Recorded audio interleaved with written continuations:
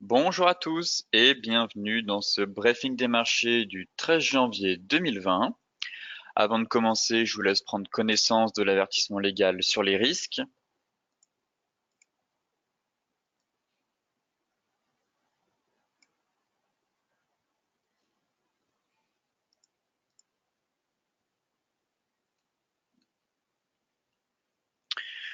Tout de suite, on va s'attaquer à l'actualité des marchés. Et on va commencer par l'actualité qui a clôturé la semaine, avec justement les bourses qui ont été animées par l'emploi américain.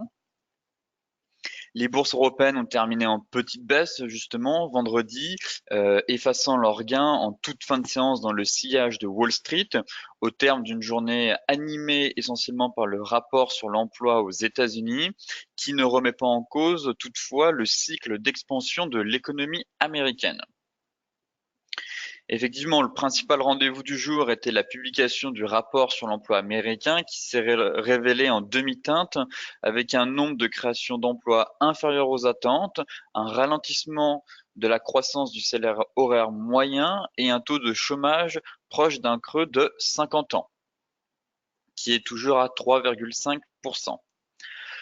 En dépit de la pause marquée par les actions européennes de ce vendredi, les marchés conservent un relatif, on va dire, optimisme après l'accalmie, au moins temporaire, des tensions entre l'Iran et les États-Unis et la confirmation de la signature de phase 1 de l'accord commercial sino-américain cette semaine. Côté US, eh bien Wall Street termine en baisse, justement, après le rapport NFP. Le Wall Street a fini en baisse au terme d'une séance où la cote s'est rapprochée de nouveaux niveaux records avant de basculer dans le rouge, alimenté notamment par des chiffres moins bons qu'attendus sur les créations d'emplois. Toutefois, sur l'ensemble de la semaine, la tendance est à la hausse pour les trois principaux indices de Wall Street, marquant le soulagement des investisseurs qui redoutaient le pire après l'assassinat ciblé il y a bientôt 10 jours du général iranien Soleimani tué dans une frappe américaine à l'aéroport de Bagdad. Enfin, aux prises de bénéfices est venue s'ajouter la déception, comme je vous le disais, des chiffres de l'emploi. Le rapport mensuel publié vendredi par le département du travail fait en effet état d'un ralentissement plus marqué qu'attendu des créations d'emplois en décembre aux États-Unis, avec 145 000 créations d'emplois non agricoles contre un consensus de 164 000 et après 256 000 en novembre. Cette semaine, les investisseurs prendront connaissance dans un premier temps des résultats du trimestre 4 aux États-Unis. Alors, on va avoir justement, on va commencer les résultats cette semaine, donc ça pourrait aussi créer un peu de volatilité justement sur les marchés. Et on a aussi justement le Premier ministre chinois qui va se rendre aux États-Unis pour venir signer l'accord de phase 1 entre Pékin et Washington. Maintenant, intéressons-nous à la partie graphique et on va tout de suite commencer avec le CAC 40. Alors sur la semaine, le CAC 40 est quand même relativement solide dans le sens où on évolue toujours au-dessus de notre oblique haussière qui passe par tous les plus hauts. Toutefois, on n'arrive pas à franchir le fameux seuil situé à 6045 points en clôture. Ça va être un niveau technique à franchir pour rejoindre la prochaine résistance située à 6155 points. À plus court terme, si je me mets en journalier, on constate que certes, la dynamique de fond est haussière, on évolue dans un canal haussier. Toutefois, on est dans une phase de consolidation, de latéralisation des prix à l'intérieur d'un rectangle compris entre 5955 points et 6065 points. Alors, deux options. Soit on opte pour une stratégie de trading range, à savoir on vend sur la borne haute si on a un signal de retournement, que ce soit via un indicateur ou un chandelier, et on achète sur la borne basse, pareil, avec un signal de retournement. Sinon, on attend la cassure soit par le haut pour accompagner le mouvement des prix et mettre fin à cette consolidation pour retourner, enfin du moins pour aller vers de nouveaux plus hauts en direction des 6155 points. Ou alors une correction si on casse les 5055, 5047 pour avoir une correction vers la borne basse du canal haussier et le support situé vers les 5860 points. Concernant le DAX, eh bien, l'indice se trouve à la croisée des chemins. On travaille toujours notre résistance historique et la borne haute de notre canal. Comme vous pouvez le voir, la semaine dernière, on a quand même eu une belle bougie haussière, une belle bougie impulsive. Néanmoins, les prix sont venus s'arrêter au niveau de la résistance historique vers les 13 450, 13 530 points. La clôture, on a fait un excès comme on a l'habitude de faire sur la borne haute du canal. Toutefois, la clôture s'est faite à l'intérieur du canal. Actuellement, on est ouvert avec un léger gap haussier. Ce matin, on est venu corriger. Mais voilà, on est toujours dans notre zone de prix qu'on travaille et on est vraiment sur un gros niveau de prix actuellement. Donc, soit on aura une sortie par le haut, soit au contraire, un risque de correction vers les 13 200 points. Pareil, si je me mets en journalier, on avait un range de consolidation, comme sur le CAC. Cependant, on en est sorti par le haut ici, mais derrière, le marché manque de dynamique, manque de peps, on va dire, et on a seulement des bougies, mais pas très impulsives. Et au contraire, voilà, on voit que les acheteurs ont du mal à garder la main sur ce niveau technique. On voit que c'est pas comme s'il y avait de la place pour aller un peu plus haut, comme s'il n'y avait pas d'obstacle. Au contraire, on a quand même une résistance historique et la borne haute du canal. Et derrière, justement, ça freine, on bute. On a du mal à aller un peu plus haut. C'est sûr que si je reporte la hauteur de ce range, clairement, ça donne un objectif vers les, voilà, vers les 13 850, 13 900 points. Mais voilà, le marché ne parvient pas dans l'immédiat à aller sur ces niveaux de prix et au contraire, on est plus dans l'hésitation, à savoir est-ce que le marché au contraire a besoin de respirer ou on pourrait aussi venir fermer ce gap. Là, on a quand même un gros gap qui est laissé ouvert entre les 13 330 et les 13 455 points. Donc, dans les séances à venir, entre l'accord commercial et les résultats, est-ce que, au contraire, le marché va continuer son euphorie et sortir par le haut du canal pour rejoindre les 13 800 points, ou au contraire, venir fermer le gap et pourquoi pas réintégrer l'ancien range pour retourner vers les 13 200, puis les 12 940 points. Concernant maintenant, pour terminer, les indices, le Dow Jones, toujours dans un canal haussier. Je note que on a eu des excès, plusieurs excès actuellement. Vendredi, on a gapé à la hausse la borne haute de notre canal. Juste ici, pardon, jeudi, on a gapé à la hausse la borne haute du canal et vendredi, avec les investisseurs, même si le rapport, du moins NFP, reste solide, les investisseurs ont été quand même déçus, ils l'ont trouvé plutôt mitigé vu que les résultats étaient inférieurs aux attentes. Et on a eu ici ce qu'on appelle un avalement baissier. Là, on a un petit avalement baissier. On a ouvert vendredi avec un gap haussier et derrière, on avale notre bougie précédente et ça forme un pattern de retournement. Donc, est-ce que le marché va valider ce pattern, cette configuration de retournement, sachant qu'on a, comme je vous le disais, les résultats et l'accord de phase 1 entre Pékin et Washington qui va être signé cette semaine. Toutefois, on ne connaît pas les modalités et l'intégralité du contrat qui a été prévu entre les deux nations. Donc ça pourrait surprendre le marché.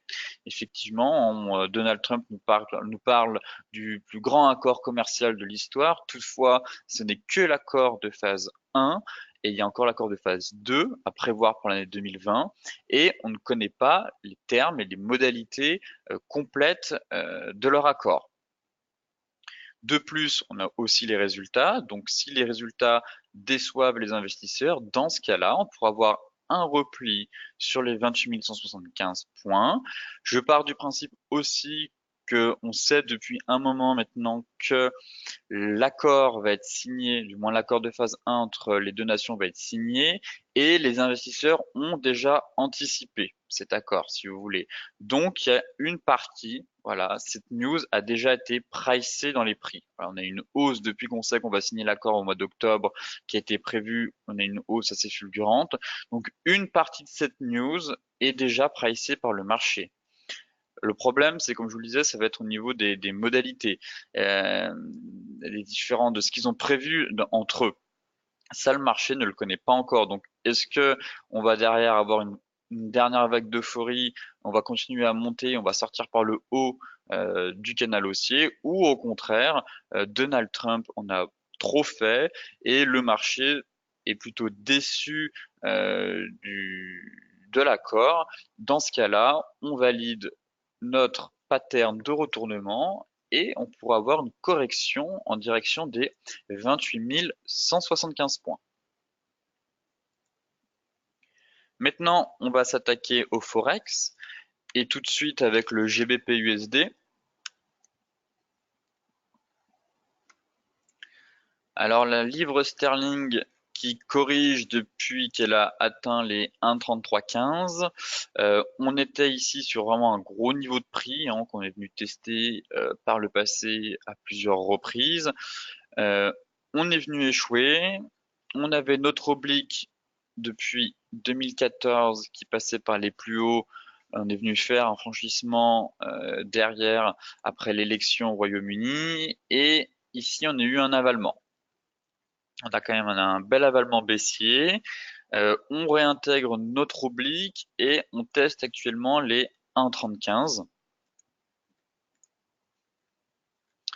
Dans ce cas-là, est-ce que le marché, voilà, c'est un support à tenir, à sauver, je dirais, les 1,35 et les 1,2980, si on prend les anciens plus hauts juste ici, c'est vraiment le niveau à franchir, à ne pas franchir pour garder cette dynamique, du moins cette reprise haussière de la livre sterling face au dollar.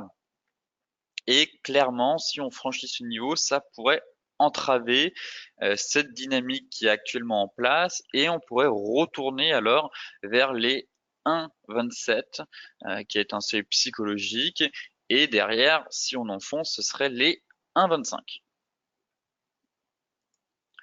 Le GBP NZD. Alors ce matin, on a les paires en GBP qui bougent pas mal, donc on va scanner quelques paires. Le GBP NZD, pareil, qui est sur un support actuellement. Si je me mets un hebdomadaire, est-ce que j'ai un peu plus d'informations?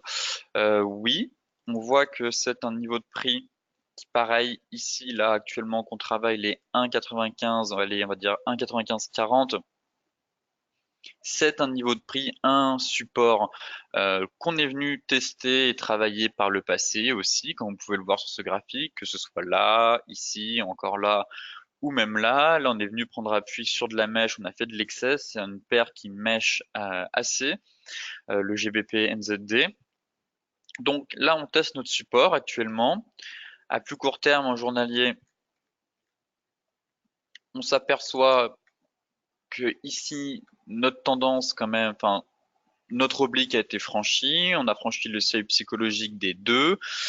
Si on enfonce les 1,95-40, pour moi, ce serait quand même direction ce niveau de prix, à savoir les 1,9340, du moins 1,9340, 1,9350, juste ici. Et est-ce que là, on n'a pas une vague pour partir sur une ABC? Voilà, on a une vague baissière, rebond, et si on repart sur vraiment une ABC, on pourrait alors vraiment aller sur les 1,93, justement ce niveau de prix-là, les 1,9350, et derrière enfoncer encore plus bas vers les 1,90. Et dans ce cas-là, soit on essaye de prendre appui sur ce niveau pour retourner tester les deux, ou alors sur ce niveau, mais dans ce cas-là, si ça part pas, on pourrait vraiment avoir un scénario de correction un peu plus profonde en direction des 1,90. Concernant l'euro GBP maintenant, pour terminer sur le Forex, alors je vais prolonger mon range hebdomadaire, on va le mettre au 30 janvier, 3 février, parfait. Alors, j'évoque depuis un moment ce fameux range qu'on a sur la livre sterling, du moins sur l'euro face à la livre sterling. On est venu faire un test positif sur la borne basse il y a quelques semaines. Derrière, on a eu un bel avalement, ici, comme vous pouvez le voir. On est parvenu à franchir le seuil psychologique des 0,85. On a consolidé un petit moment sur ce niveau de prix. On a quand même notre zone d'équilibre qui correspond au milieu du range vers les 0,87, 0,88. Et derrière, si je me mets à plus court terme, en journalier, voilà, on consolidait. On était quand même passé de 0,82 à 0,85 en quelques séances, donc on a eu une belle vague haussière. Derrière, voilà, ici, on consolidait. Je pouvais mettre une petite oblique, voire voilà, dans un petit biseau, comme cela. Donc, vague d'impulsion, correction dans un biseau. Et derrière, là, on est en train d'en sortir par le haut. Et on pourrait logiquement, dans ce cas-là, hop, repartir sur une nouvelle vague en direction des 0,86, voire des 0,87. Voilà, ce serait premier objectif. Là, on a un gros niveau. Ce serait donc le milieu du range. Et si on arrive à s'extraire de ce niveau, dans ce cas-là, on continue notre ascension en direction des 0,88, puis des 0,89, ou alors en cas d'échec, si on a un journée de retournement, dans ce cas-là, on aura une rotation partielle à l'intérieur du range et on pourrait retourner en direction des 0,85. Mais là, actuellement, la paire vient de délivrer un signal de fin de consolidation et on pourra avoir une nouvelle impulsion haussière. Donc ce sera à suivre dans les prochaines séances. Maintenant, on va s'intéresser au Brent.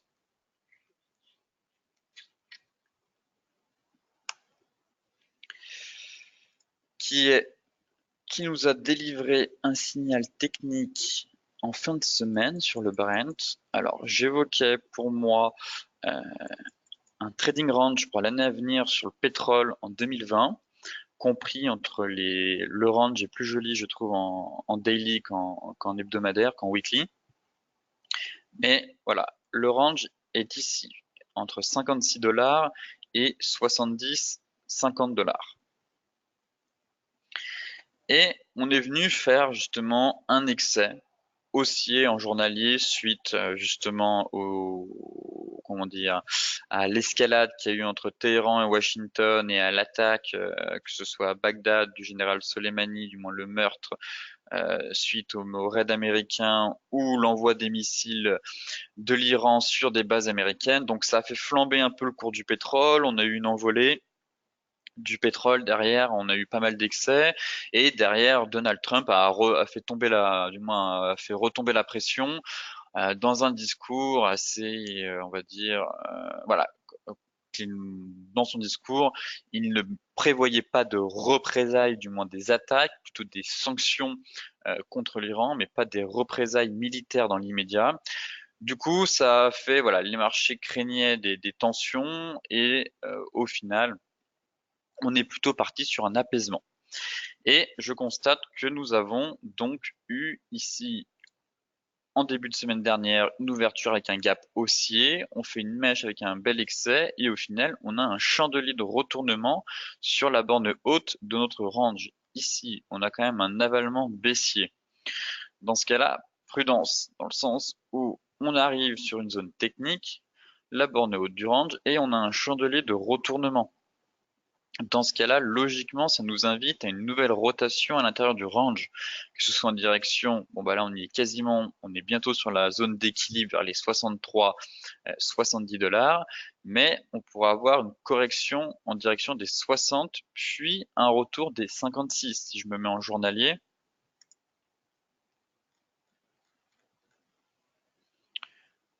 Hop, ici, et que je nettoie un peu le graphique. Donc ça, c'est l'avalement hebdomadaire que j'avais encadré. Là, le report de notre range. Voilà. Belle mèche. Ici, au final, on fait un avalement hebdomadaire. Et voilà. Logiquement, on devrait prendre appui sur ce niveau. Et si on enfonce, eh ben, on rejoint les différents paliers. Alors, ce sera les 60 ou les 56. Et dans le cas contraire, si on fait une rotation partielle à l'intérieur du range, dans ce cas-là, un retour sur les 67 et on reviendrait tester les 70,50 $. Là, actuellement, si je mets une droite de tendance à peu près, bon, ça va, on a encore un peu de marge. Ça dépend si je coupe au niveau des excès. Parce qu'on a à la base, on avait un canal haussier, à peu près comme ici, qu'on est venu voilà, s'extraire par le haut.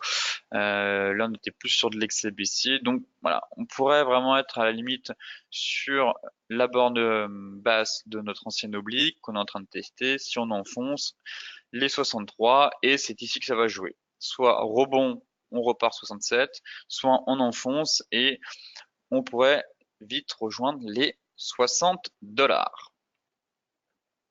Enfin, pour terminer ce briefing des marchés, on va s'intéresser à la crypto-monnaie Bitcoin.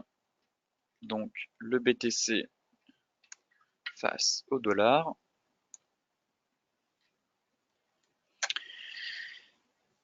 Qui est toujours dans une phase, du moins on espère, de reprise, je parle bien à court terme, d'une dynamique haussière.